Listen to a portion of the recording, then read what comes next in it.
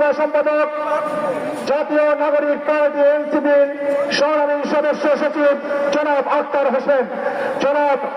হোসেন।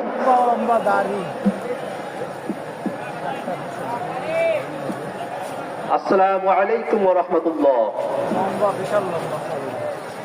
ইসলামী আন্দোলন বাংলাদেশ কর্তৃক আয়োজিত আজকের এই মহাসমাবেশে জাতীয় নাগরিক পার্টি এনসিপির পক্ষ থেকে সংহতি ব্যক্ত করছি। সুপ্রিয় উপস্থিতি, হাজার হাজার মানুষ জীবন দিয়ে, হাজার হাজার মানুষ রক্ত দিয়ে পূর্বে যে সিস্টেমে, পূর্বে যে ব্যবস্থায় বাংলাদেশ পরিচালিত হয়েছে, কেমন স্বৈরাচারী, কেমন দুর্নীতিবাদ সিস্টেমের মধ্য দিয়ে বাংলাদেশকে সামনে পরিচালিত করা হবে, এমন আশাবাদ আমাদের কারোরই ছিল না। নতুন যে বাংলাদেশ, এই বাংলাদেশ নতুন ব্যবস্থায় পরিচালিত হবে, নতুন সিস্টেমে পরিচালিত হবে। নতুন বাংলাদেশে কোন দুর্নীতিবাজ, কোন চাঁদাবাজ, কোন টেন্ডারবাজের জায়গা হবে না। সুপ্রিয় উপস্থিতি, দীর্ঘ সময় ধরে বাংলাদেশ যে মুজিববাদী সংবিধান দিয়ে পরিচালিত হয়েছে, সেই মুজিববাদী সংবিধান বাংলাদেশে আর চলতে পারে না। নতুন সংবিধান প্রণয়নের জন্য অবশ্যই বাংলাদেশে গণপরিষদ নির্বাচন আয়োজন করতে হবে। সুপ্রিয় উপস্থিতি, বাংলাদেশে দুইটি পার্লামেন্টের কথা বলা হয়েছে, উচ্চ কক্ষ এবং নিম্ন কক্ষ। ইতিমধ্যে উচ্চ কক্ষের নির্বাচনে পিআর পদ্ধতিতে প্রতিনিধিত্ব নির্ধারণ করা হবে, এই দাবির পক্ষে জাতীয় নাগরিক পার্টি এনসিপি সহ বাংলাদেশের প্রায় সকল রাজনৈতিক দল একমত হয়েছে। কিন্তু দুর্ভাগ্যের বিষয়, একটি কি দুটি দলের কারণে পিআর পদ্ধতিকে উচ্চ কক্ষে বাস্তবায়ন করা সম্ভবপর হচ্ছে না।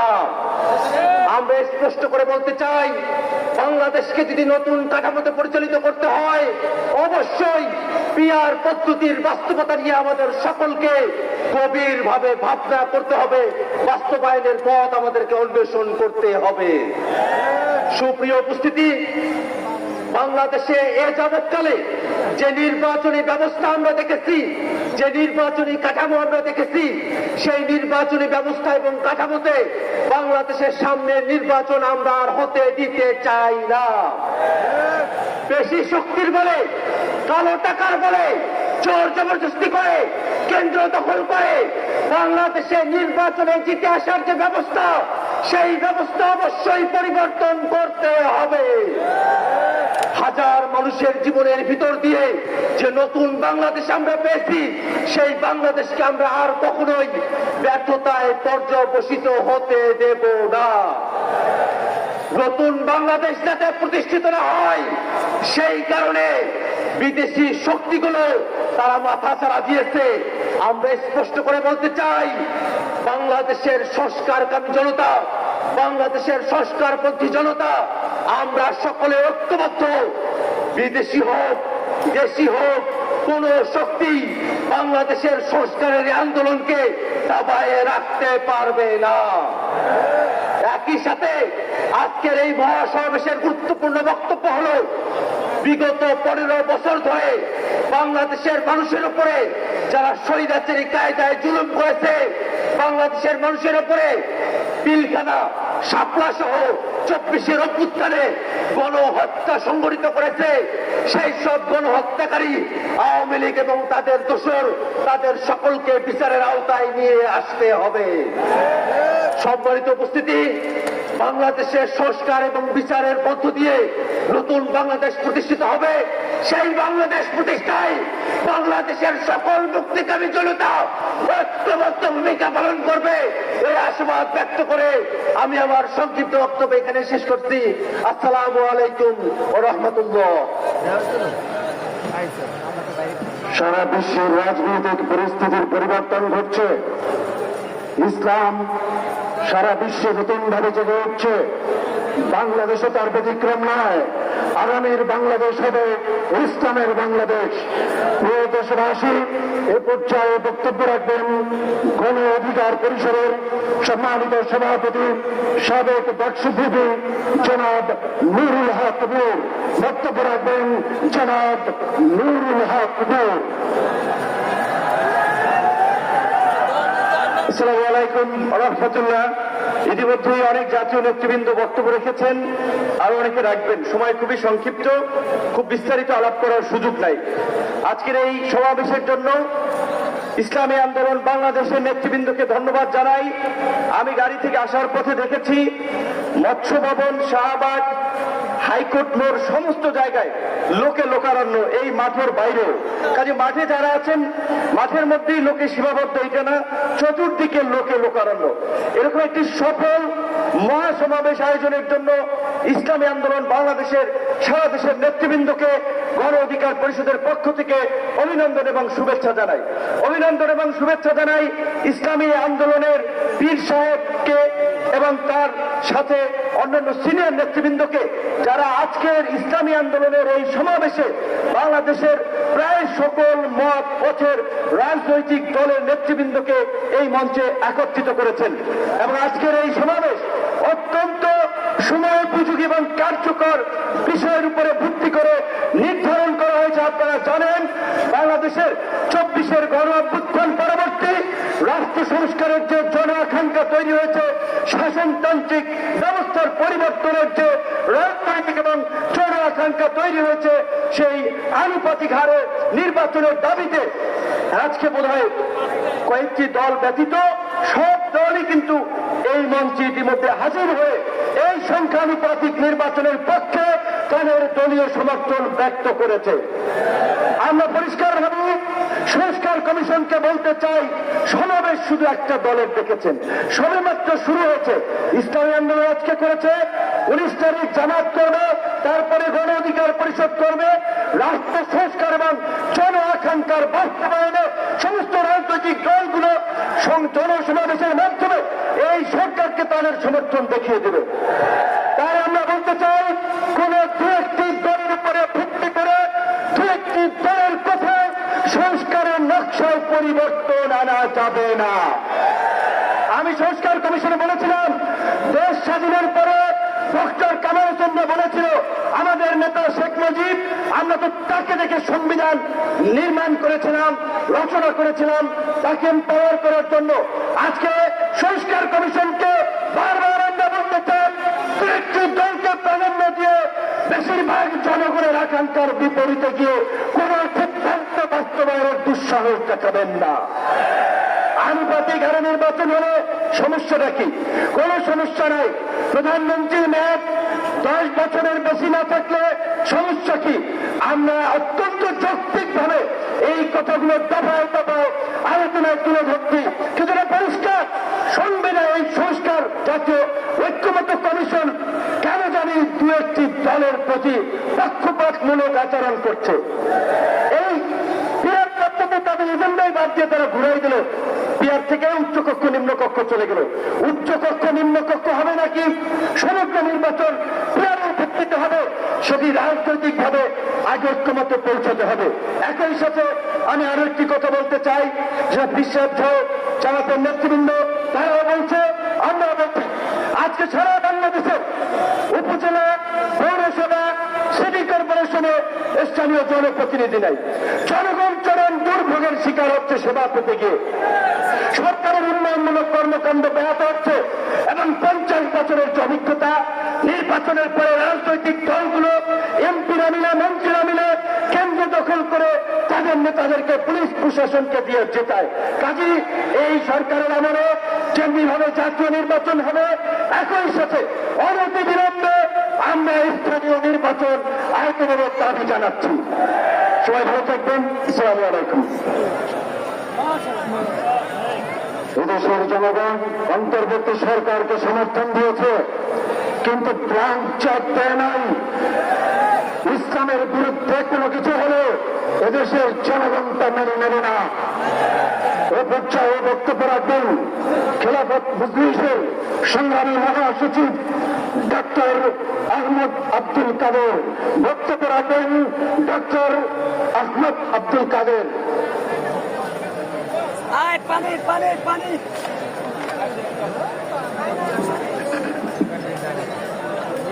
বিসমিল্লাহির রহমানির রহিম। আজকে ইসলামী আন্দোলন বাংলাদেশের আহত এই মহাসমাবেশের সম্মানিত সভাপতি এই সাহেব চরমনাই, মন্ত্রবিষ্ট জাতীয় নেতৃবৃন্দ, সমবেত জনতা, আসসালামু আলাইকুম ওয়া রাহমাতুল্লাহি ওয়া বারাকাতুহু। আমি স্পষ্ট করে বলতে চাই, আজকের দাবি জনগণের দাবি, জাতির দাবি, অধিক বিলম্বে বিচার কাজ সুষ্ঠু সম্পাদন করা, দৃশ্যমান করা। আমার দাবি সংস্কার করা। সংস্কার স্পষ্ট করে বলতে চাই, আল্লাহ প্রতি আস্থা বিশ্বাস এটা মূলতন্ত্রিত করতে হবে, এছাড়া জাতি মানবে না। আল্লাহ প্রতি আস্থা বিশ্বাস কোন ক্রমেই মূলনীতি রাখা যেতে পারে না। এই স্বাধীনতাতে নির্বাচন সংস্কার করতে হবে। আজকের মাস্তান আধিপত্য থামাতে হবে। কোনোভাবে নির্বাচন কেন্দ্র যখন নির্বাচন করার সুযোগ দেওয়া যেতে পারে না। তাই আমরা দাবি করেছি, এখন তো সমর্থন করছি, পদ্ধতিতে নির্বাচন করতে হবে, এর কোনো বিকল্প নাই।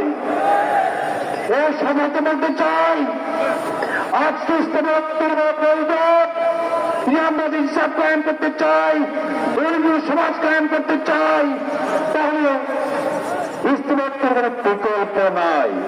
এই স্বাধীনতা বাঁচাতে হবে, আমাদের শত্রুর হাত থেকে রক্ষা করতে হবে। একমাত্র ইসলাম, একমাত্র মুসলমানিত্বের পরিচয়ে এদের বাঁচতে হবে, এর কোন বিকল্প নাই। যারা দেশকে ইসলামের ভূমিকা পরিচালিত করতে চায়, তার সুগ্রাম বাড়াতে চায়, তার বক্তব্য বাস্তবায়ন করার জন্য চেষ্টা করত, ওই জাতি কবির এটা হতে পারে না। করতে হবে।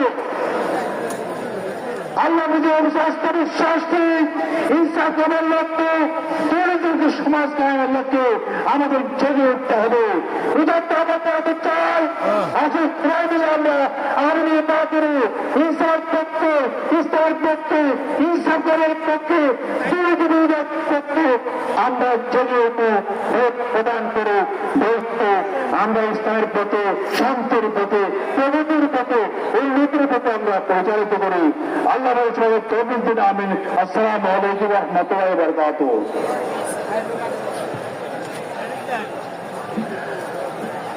শহরে বর্তমান হাত পাখা আছে হাতে, মাঝে মাঝে একটু নাড়াচাড়া দেওয়া লাগে তো। আলহামদুলিল্লাহ। সংগ্রামী সাথী বন্ধুগণ, আজকের ঐতিহাসিক মহাসমাবেশে এখন বক্তব্য রাখবেন বাংলাদেশ জামায়াতে ইসলামীর সংগ্রামী সেক্রেটারি জেনারেল, সাবেক সংসদ সদস্য অধ্যাপক মিয়া গোলাম পরোয়ার। বক্তব্য রাখছেন বাংলাদেশ জামায়াতে ইসলামীর সংগ্রামী সেক্রেটারি জেনারেল, সাবেক সংসদ সদস্য অধ্যাপক মিয়া গোলাম পরোয়ার।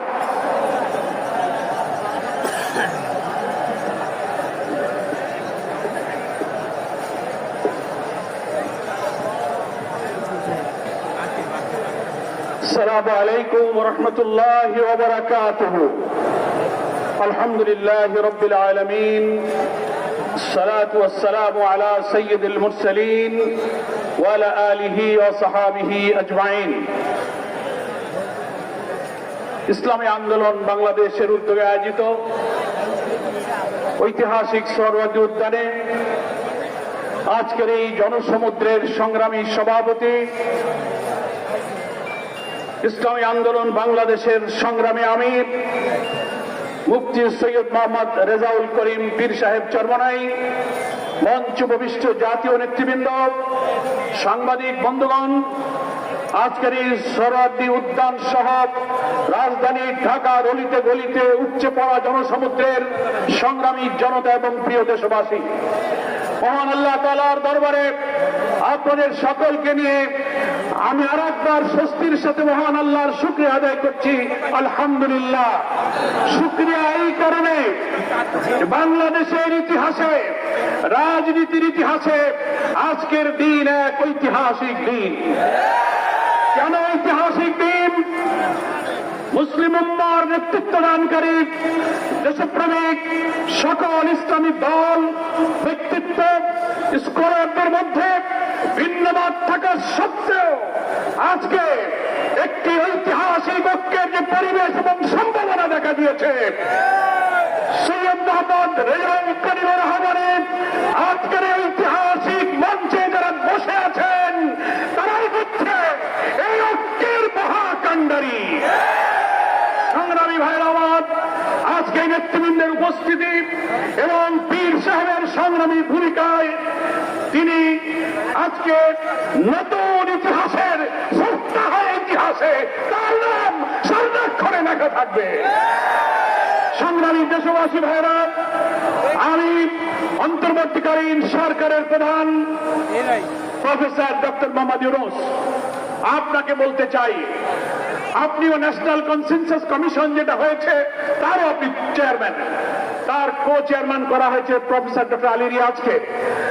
আর নির্বাচন কমিশনের প্রধানকে আমি বলতে চাই, আজকের এই সমাবেশ থেকে, এই জনসমুদ্র থেকে এই বার্তা যদি আপনারা বুঝতে ভুল করেন, বিয়ের পদ্ধতি ছাড়া নির্বাচন বাংলার মানুষ গ্রহণ করবে না। আমি প্রধান উপদেষ্টা, নির্বাচন কমিশনার সকলকে বলবো, আপনি জাতির উদ্দেশ্যে নিরপেক্ষ থাকার অঙ্গীকার করেছেন। আপনার অঙ্গীকারের প্রতি আপনি সাবধান থাকবেন। আপনার কোন কোন ভূমিকায় জাতির মধ্যে কিন্তু সংশয় তৈরি হয়েছে। পরিষ্কার বলতে চাই, আপনি সোজা থাকবেন। আমরা আমাদের জন্য, কোন দলের জন্য আপনার পক্ষপাতিত্ব চাই না। 2000 ছাত্র জনতার জীবন, হাজার হাজার মানুষের রক্ত, 17-18 বছরের মানুষকে ফাঁসি, অত্যাচার, জুলুম, রিমান্ড, ক্রসফায়ার দিয়ে পীর মাশায়েখদের যে নির্বাচন করেছেন, সেই সংগ্রাম আমরা ব্যর্থ হতে দেব না। ফলে আপনাকে অবশ্যই জাতির যে দাবি উচ্চকিত হয়েছে, নির্বাচনের লেভেল প্লেইং ফিল্ড আপনাকে নিশ্চিত করতে হবে। আপনি জাতির কাছে, জাতির উদ্দেশ্যে ভাষণে একটা কথা বলবেন, being a head of the government একটা কথা বলবেন, রাষ্ট্রীয় টেলিভিশনে একটা কথা বলবেন, কোন একটা দলের কাছে আলোচনায় গিয়ে সে কথা আপনি ভুলে যাবেন। এটা নিরপেক্ষতা ভঙ্গ হয়েছে। আপনাকে বলতে যে আপনি সোজা থাকুন। রাজনৈতিক সংলাপে আপনি দোষ করেননি, বৈঠক করার অধিকার সবার আছে, কিন্তু আপনি এক জায়গায় কথা বলে মত পরিবর্তন করবেন কেন? আপনাকে জাতির সামনে আসতে হবে, সকল দলের সাথে বসে আপনি বলবেন যে ভাই আমাদের এই অসুবিধা, আসুন আমরা সবাই মিলে এটাই করি, আমরা রাজি আছি। কিন্তু আপনার এই ভূমিকায় প্রশ্ন তৈরি হয়েছে, আগামী 8-10 মাস পরে যদি নির্বাচন হয় আপনি সোজা থাকবেন কিনা? আপনাকে এই 8 মাসে নিরপেক্ষতার প্রমাণ আপনাকে দিতে হবে। আপনাকে নির্বাচনের আগে যে শর্ত, মানবতা বিরোধী গণহত্যাকারীদের বিচার অবশ্যই দ্রুত দৃশ্যমান করতে হবে। দিল্লিতে বসে দিল্লির তাবেদার শেখ হাসিনা এই বাংলাদেশকে আবার উস্কানি দিয়ে ভারতের সেবাদাসে পরিণত করার ষড়যন্ত্র করছে। অবিলম্বে নির্বাচনের আগে এই বিচার আমরা দৃশ্যমান দেখতে চাই। সংস্কারের ব্যাপারে অনেকে ঢিলা দিচ্ছেন, বলে ইলেকশন আর সংস্কার একসাথে হবে, ক্ষমতায় গিয়ে করব। কিভাবে বুঝলেন কে ক্ষমতায় যাবে? জনগণের ভোট আপনি পান, তারপরে আপনি ক্ষমতায় যাবেন। এই ফ্যাসিবাদী আমলের রাজনৈতিক সাংবিধানিক সরকারের যে কাঠামো তৈরি হয়েছে বাংলাদেশে, এই কাঠামো তছনছ করে দিয়ে নতুন বাংলাদেশের নতুন বন্দোবস্ত কাঠামোর জন্য অবশ্যই মৌলিক সংস্কার প্রয়োজন। এই প্রশাসনিক ব্যবস্থার মধ্যে আমরা নতুন কোন ফ্যাসিবাদ, নতুন কোন হাসিনার আমরা জন্ম দিতে চাই না। এই জন্য সংস্কার আমাদেরকে করতে হবে। আন্দোলনের শহীদ আহত যারা তাদের চিকিৎসা এবং পুনর্বাসন করতে হবে। প্রবাসী 1,10,00,000 ভোটার, তাদেরকে ভোটার ভোটাধিকারের ব্যাপারে আপনাকে নিশ্চিত করতে হবে। স্থানীয় সরকার নির্বাচন আগে দিতে হবে। জুলাই সনদ এবং ঘোষণাপত্র অবশ্যই জুলাই বিপ্লবের বার্ষিকী আমরা 1 তারিখ থেকে 8ই আগস্ট পালন করব। এর মধ্যেই জুলাই সনদ এবং জুলাই ঘোষণাপত্র আপনাকে বাস্তবায়ন করতে হবে। সংগ্রামী দেশবাসী, বাংলাদেশ জামায়াত ইসলামীর সংগ্রামী আমির ডক্টর শফিকুর রহমান, তিনি পীর সাহেব চরমনাইকে এবং আপনাদের সহ সকল দেশবাসীকে জামায়াত ইসলামীর পক্ষ থেকে সালাম এবং শুভেচ্ছা জানিয়েছেন। তিনি জাতীয় ঐক্যের জন্য যে ঐতিহাসিক ভূমিকা রেখে চলেছেন, আমি মনে করি চরমনায় পীর সাহেব সেই চেষ্টার ক্ষেত্রে একটি গুরুত্বপূর্ণ ঐতিহাসিক উদারতা, অবদান, মহব্বত রেখে ইতিহাসের একটি স্রষ্টা হয়ে তিনি থাকলেন। আগামী দিনে জাতীয় ঐক্যের মধ্য দিয়ে নতুন ফ্যাসিবাদের জন্মকে আমাদের ঠেকাতে হবে। আমরা এই ঐক্যের পেছনে চরমনায় পীর সাহেবের যে উদারতা, যে আন্তরিকতা, যে মহব্বত, তার মাধ্যমে তিনি যে গুরুত্বপূর্ণ ভূমিকা পালন করেছেন, আমরা দেখতে পাচ্ছি ইতিমধ্যেই বাংলাদেশের গ্রামে গঞ্জে, শহরে, নগরে, বন্দরে ওলামায়ে কেরাম, মুসলিম উম্মাহর নেতৃত্বদানকারী জনগণের এই ঐক্যের পরিবেশ দেখে, আজকে এক মঞ্চে দেখে গ্রামে গ্রামে ঐক্যের জোয়ার শুরু হয়েছে। আসুন ভেদাভেদ, ভিন্নমত পরিহার করে মুসলিম জাতি সত্তা মূল্যবোধ রক্ষার জন্য আল্লাহ তাআলার দ্বীনকে পার্লামেন্টে নিয়ে ন্যায় বিচার, সুশাসন, বৈষম্যহীন এক নতুন সমৃদ্ধ মানবিক বাংলাদেশ গড়ার জন্য আমরা ঐক্যবদ্ধ থাকবো। সকলকে ধন্যবাদ। বাংলাদেশ জিন্দাবাদ। ওয়া তৌফিক ইল্লা বিল্লাহ। আসসালামু আলাইকুম ওয়া রাহমাতুল্লাহি ওয়া বারাকাতুহু।